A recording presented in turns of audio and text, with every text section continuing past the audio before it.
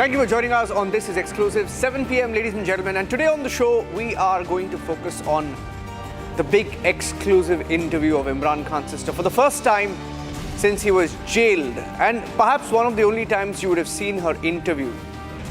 Aleema Khan has said what we already knew is going on in Pakistan, but the fact is it's now on record. It's in an interview to Republic TV. It's a 23-minute interview, the excerpts of which are on the show tonight. She says that Asim Munir is calling the shots and that Asim Munir is really scared, and gives away the details of the truth inside Pakistan. That and more coming up on the show. Ladies and gentlemen, here are the headlines.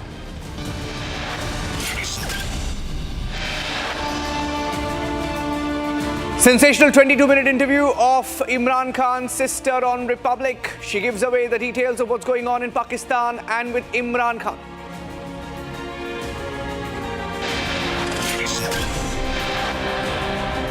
Asim Munir calling the shots, says Imran Khan's sister Aleema Khan.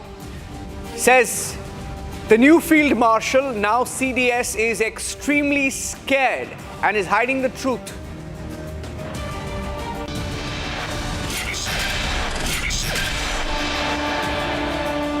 Imran Khan's sister reveals details never spoken of before. Talks about US State Department official Donald Lu sending a cipher asking for regime change in Pakistan.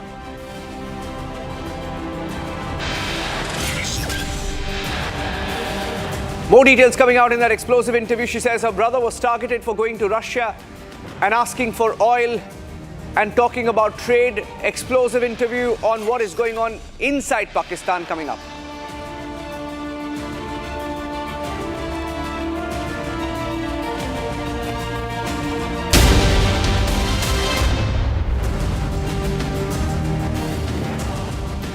It's a Republic World exclusive, ladies and gentlemen, for the first time. And we've been reporting on Imran Khan and what is happening with Imran Khan. There are reports saying all's not well and his health condition may have deteriorated. Some reports, unsubstantiated, claiming that he may have died, but we are not backing those reports. We are saying we are going purely by the reporting, and we don't know what is going on with Imran Khan. The Pakistan government is silent on Imran Khan. The Pakistan army is hiding something on Imran Khan. So we tried to speak to the sister of Imran Khan, Aleema, in a 23-minute exclusive interview with Republic TV's Deputy Executive Editor Shravan Sen. Aleema went on to detail what is going on within Pakistan for the first time, opening up on how Asim Munir is calling the shots, on how Asim Munir is responsible for the state of affairs, talking about how Imran Khan helped America then and later was backstabbed, saying that Asim Munir does not want the words Imran Khan mentioned in the media. It's an explosive interview, one that will make more headlines in Pakistan than in India itself. I don't think she will get a chance to speak in the media in Pakistan. But we try to get the details of what happened to Imran Khan. And this is the first part. I'd like to play out the interview. This is Aleema Khan, Imran Khan's sister, to Republic.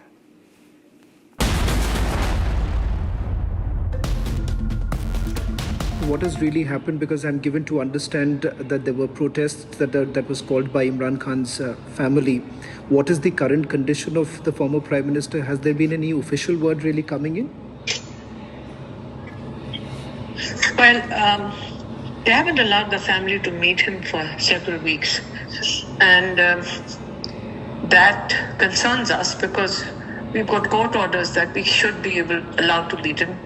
The jail regulations say that we can meet him once a week. And court orders say that on every Tuesday, lawyers and family is supposed to meet Imran Khan. So why would they isolate him? So unless we do not raise our voice, they will completely isolate him from the world. And that is unconstitutional and illegal. So when we demand our rights, it's according to what is our legal right. Ms. Khan, so when we protested 8 days ago, we were just not even protesting. We said we won't leave from outside the jail, and we were about, I think, 400 meters away from the jail.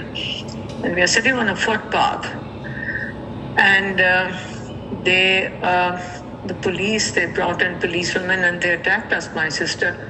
They were dragging my 71-year-old sister on the road, and she passed out, and we're just thankful that she was not badly injured or she was in a bad state.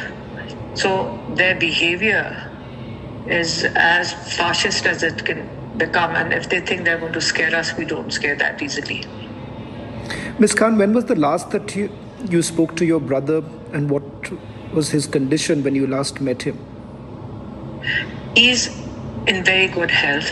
When we met him, my sister met him maybe 22 days ago. She was allowed, because we protested outside on the road, we sat on the road and we said, you will allow us to meet him. So they allowed my younger sister, Dr. Aleema Khan, to meet him for 20 minutes on one Tuesday, and then a month ago as well.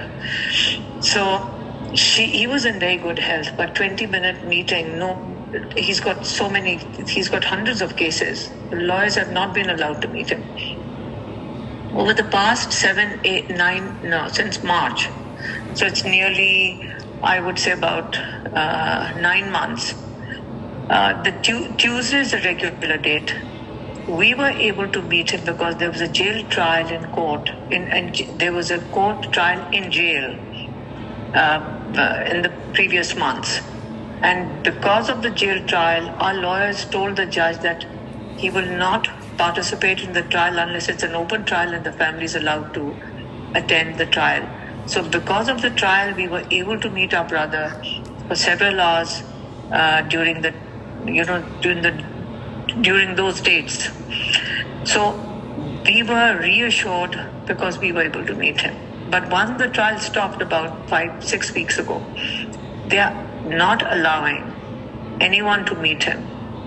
So how long do they think they can, if they think we are going to sit back and allow them to disappear from absolute sight, where we don't know what they're going to do with him. So if we don't keep the pressure up, we have no faith in these people because they're so scared. They've just made the second amendment to the Constitution, which is individual specific. So it is shockingly individual specific. Whom do you really themselves immunities? So whom do you really suspect here? Because listen, let me tell you, they've given themselves individual immunities, which doesn't exist anywhere in the world. Nowhere in the world. Even a king doesn't have immunity. So the president has given himself immunity for life, meaning that you can plunder, kill, whatever, but you are immune from any prosecution. The field marshal has given himself immunity. He's a government employee, and he's given himself immunity. And supposedly the prime minister gave himself immunity. Unfortunately, that immunity was withdrawn from the prime minister because they realized that would apply to Imran Khan as well. So the prime minister's immunity was withdrawn. So when you're doing things become person specific, then you are basically letting your whole country know how scared you are. And in this part of the interview, she goes on to talk about and squarely attributes whatever is happening to Imran Khan to Asim Munir, the field marshal and now the CDS. In fact, as of today, Asim Munir has taken over the reins of Pakistan. And she even says in one part of this conversation, in this interview, that when she spoke to Shehbaz Sharif once, Shehbaz Sharif told her that he had to get permission, trying to imply that even Shehbaz Sharif, the so-called Prime Minister of Pakistan, had to get the permission of the Pakistan army. It's happening. Take a listen. Who's really responsible? Pakistan is going. Right. Ms. Khan, you were talking about the immunity that has been granted to the Field Marshal, who's technically also going to be the Chief of Defence Force, which means for lifetime he's got almost immunity. Do you believe that Imran Khan is now becoming a threat to the Field Marshal here and the Pakistani army could be really behind this? Imran Khan has always spoken about three things. When he's asked for protest, when he's asked his people to protest, he said, you stand up for your own rights.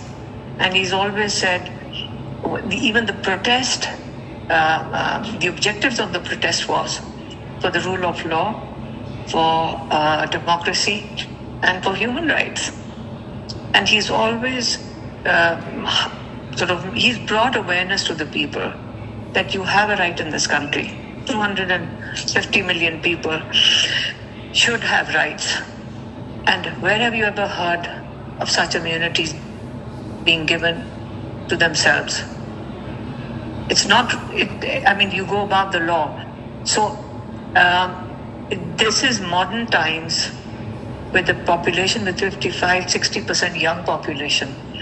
And you're telling them that you're using a script from 5-6 decades old script in which there were times when you had dictators give themselves immunity.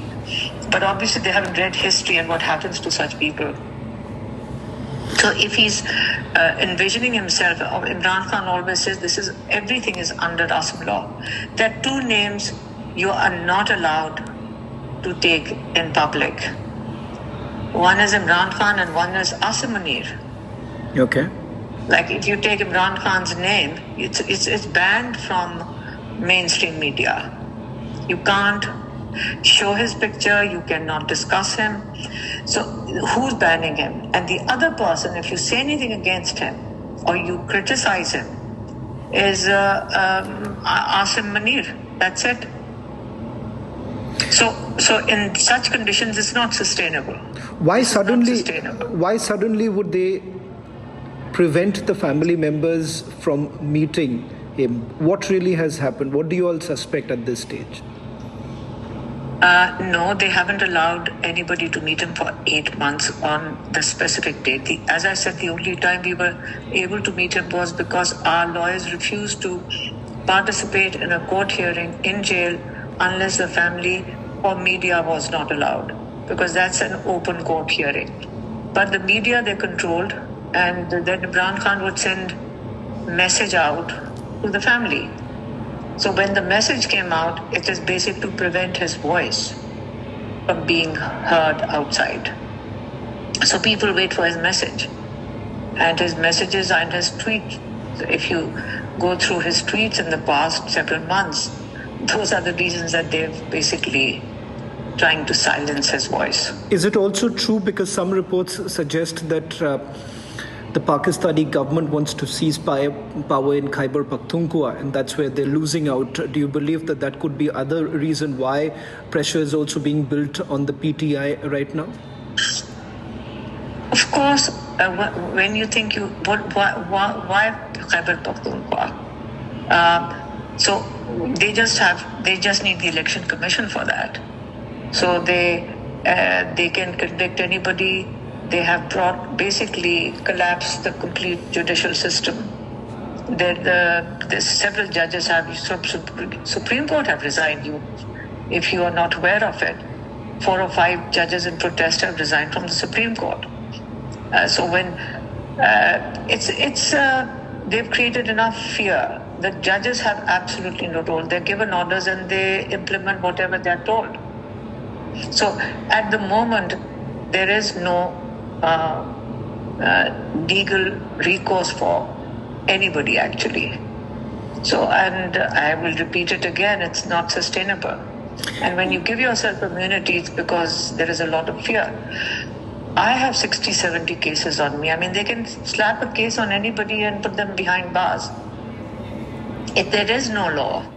Another big headline that comes out of this exclusive interview, it's a world exclusive with Imran Khan's sister, is where she directly makes a mention and points fingers at the US regime, talking about how her brother Imran Khan helped America bring Taliban to power in Afghanistan. And after that, when Imran Khan went to Russia, she links his visit to Russia to the government in Pakistan falling down. Interestingly, she makes a mention of a man called Donald Lu. Donald Lu is a US State Department official whose name also came up when there were regime change operations as recently as 2024 in Bangladesh. She mentions Donald Lu and a secret note that the then army chief received. Listen in. You were put behind bars last evening, and what was the reason that was given to you? Well, no, I was in court, and we told that I went out to speak to the media, and the police came and said, you have to return to court.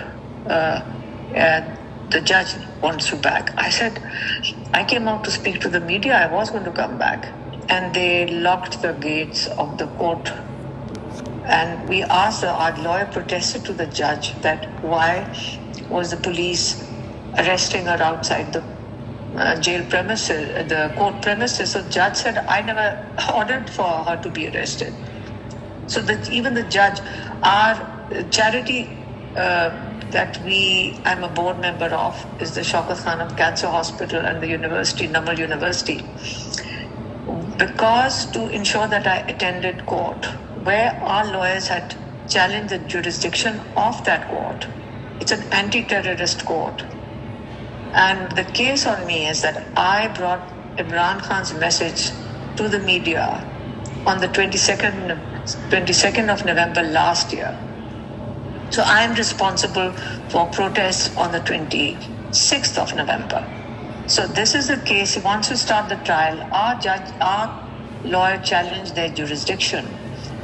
So they they blocked my passport, my identification card, my bank account. But then the state bank proceeded to block several accounts for the charities. So I went to court to say, why has the charity bank accounts been blocked? Because it's a cancer, people have to be treated for cancer there. It's a charity institution. People pay as well, but 70% people are given free treatment. And 90% students at the university get scholarships. So the judge said, but listen to this, the judge said, I never ordered for these accounts to be sealed. So who's giving the orders for accounts to be sealed when the judge isn't? This is what I'm saying. I mean, so whom do you suspect? Whom do you suspect is behind all of this? Who's doing it? It's all under Asim Munir. The whole country knows it. So you are saying Asim Munir is responsible for the current situation, for your brother being behind bars and also information not being provided to you about his health condition? Yes, because that's what the police says. When we go over there, the police says, we are helpless. The judge looks helpless. Everybody seems to be helpless right now. Ms. Khan, can I also then... We are on the other side of a barrel. We are on the other side of the barrel, basically, all of us. Ms. Khan, is that why the Taliban has come out in support of Mr. Imran Khan? The Taliban supported Imran Khan because he brought peace to that country. There is peace in that country, but there are always going to be fringe issues that they have and Pakistan has. But during Imran Khan's time, he sort of controlled what you call terrorism. Right now, it's reversed itself, and we are feeling the impact with suicide bombings, with border unrest. So, we are the ones who have to deal with it. We who live in this country will be the first ones to be concerned about it. And when Imran Khan's government was brought down, of course, if he points out that they received a cipher, at that time General Bajwa received a cipher from this person who was in charge, Donald Lu, of in the State Department, and they proceeded to remove his government. So you clearly saying that the West, Imran Khan has lost out? No. Donald Lu sent a cipher, and Imran Khan faced a case in our courts along with the vice chairman, Shah Mahmood Qureshi, who was the foreign minister at that time, where he faced a death sentence for revealing the contents of the cipher, which was a message from the Pakistan ambassador about his meeting with Donald Lu. So it's a document. So my brother said that in that document, Donald Lu had said that we will, I don't know, I think we will not be upset if you support the no confidence vote or something. So we will be forgiving towards you. What is the? They were upset that he met. Right. They were upset that he met. He went to Russia for Pakistan to get oil and wheat, for Pakistan. So, what is your next plan of action, Ms. Khan? No, listen. If you leave that aside, if anybody in the West, at least everybody says we support democracy. They say we support the rule of law. So it should be applicable across the board. So at the moment, to support a dictator, what's the message given to the public of that country? What message does that? It's not about Imran Khan, he's isolated in jail. But generally across any country, you can't say democracy for one country and not for the other. So this is something that there is going to be adjustment globally, that you have to stand on principles rather than preferences, what suits whoever at that time. But at the moment, we do know that our brother is in jail. Personally, we'll tell you, 2.5 years. He's in jail on cooked up charges. They had offered that he can leave the country and all charges will be dropped. He said, I'll face my case. And this offer came from whom? Myself.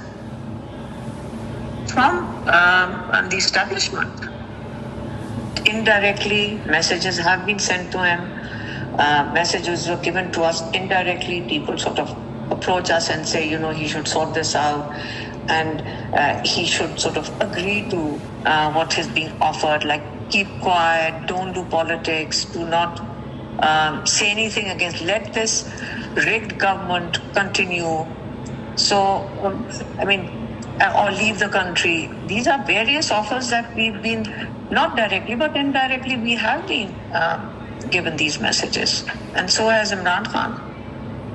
So what's the point? Are you saying that you keep your mouth shut and then we let you out of jail and never open your mouth again? What is this? So what he's fighting for is not for himself. He's in jail for his people. And everybody in Pakistan realizes that. What is the next course of 85%, action? When you've got 85% people standing behind you, what do you think? What's the democratic process? What is the democratic process? But there is no democracy in Pakistan right now. So what is the future course of action? People will have to fight for it. Then people will fight for their rights. That's what he told them. That's what happens in any country, whether it's the West. This is how everybody did it. It's a process of evolution. And it will follow its course. Right. So I don't have answers for it. We are fighting for our brother. We will continue to fight for him. They will most probably put us in jail. They give us threats. We do receive threats that if you're not careful, there will be an accident on the road.